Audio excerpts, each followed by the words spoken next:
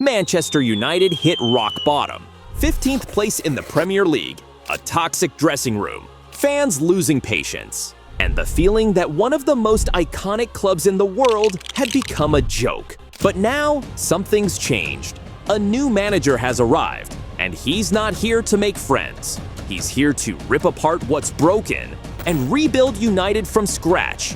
His name? Rúben Amorim.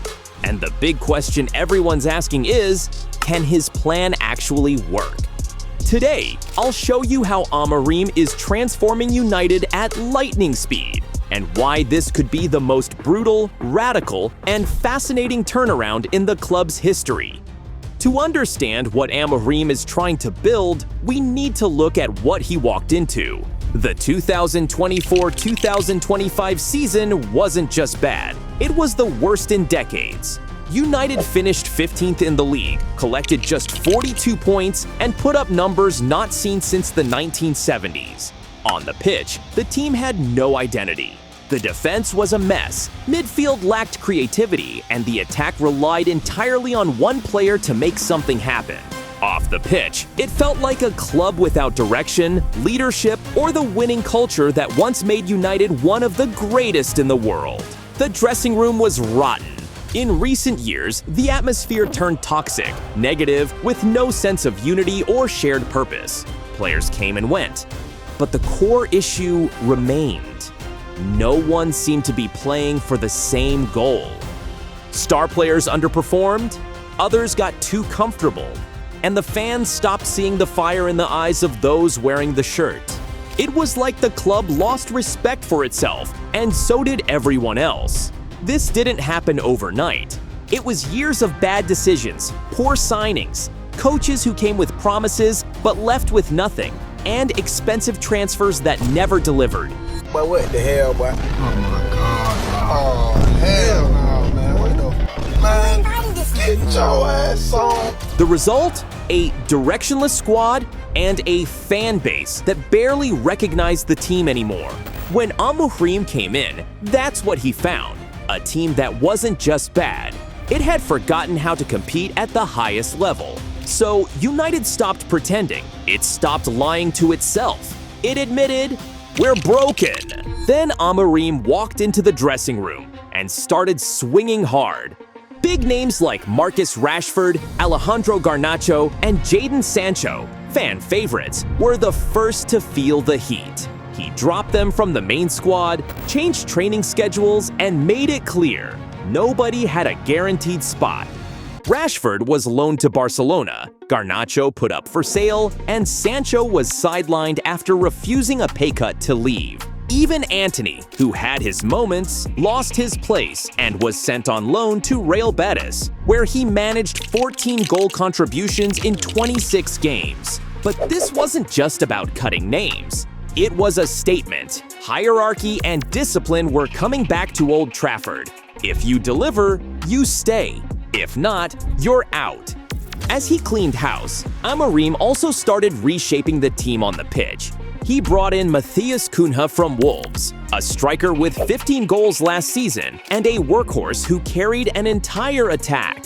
Then came Bryan and Mbeumo from Brentford, 20 goals, one of the Premier League's hardest runners, combining pace, power, and defensive grit. These two changed everything. Instead of a static attack, United now had movement, players constantly switching positions. Cunha and Mbeumo became mobile forwards, opening up space for Bruno Fernandes. The impact was immediate in preseason. Against West Ham in New Jersey, Bruno played as one of two advanced playmakers alongside Cunha, scored both goals, and created the best chances. With support, he looked like his old self again. This new approach also made Amorim question the need for a classic number. United considered Benjamin Sesko from RB Leipzig and Ollie Watkins from Aston Villa. But the question remains, should they drop big money on a traditional striker when Cunha, Mbeumo, and even Bruno can rotate up front? And while the attack was evolving, the foundation of the team changed too. Kobbie Mainoo came back from injury, bringing energy to midfield. Amad Diallo, long underrated, earned minutes on the wings. Even the makeshift defense got a boost, with Patrick Dorgu on the left and Lenny Yoro stepping in at center back. Fitness standards also changed. Players like Casemiro and Luke Shaw returned in top shape for the first time in years. Amorim made it clear, if you're not 100% fit, you don't play. Gradually, United stopped being the slow, predictable, lifeless team that finished 15th. They started to show something they'd lacked for ages: energy, movement, and a real plan.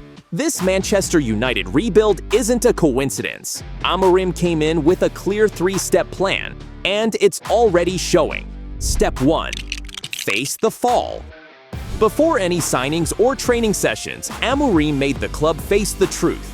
He looked at the numbers and set it straight. Last season was a disaster. Worst since the 70s. Boring football, angry fans. It hurt, but it was the turning point. United could only rise after admitting it had collapsed. Step 2. Rebuild. He cut out those who weren't part of the future and brought in players who rewrote the team's DNA. Matheus Cunha, a mobile striker who carries the ball, presses, and creates space.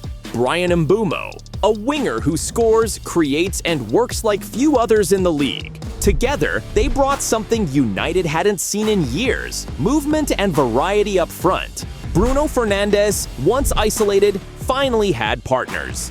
Step 3. Full focus. No European football for the first time in years. What could have been a nightmare became an advantage.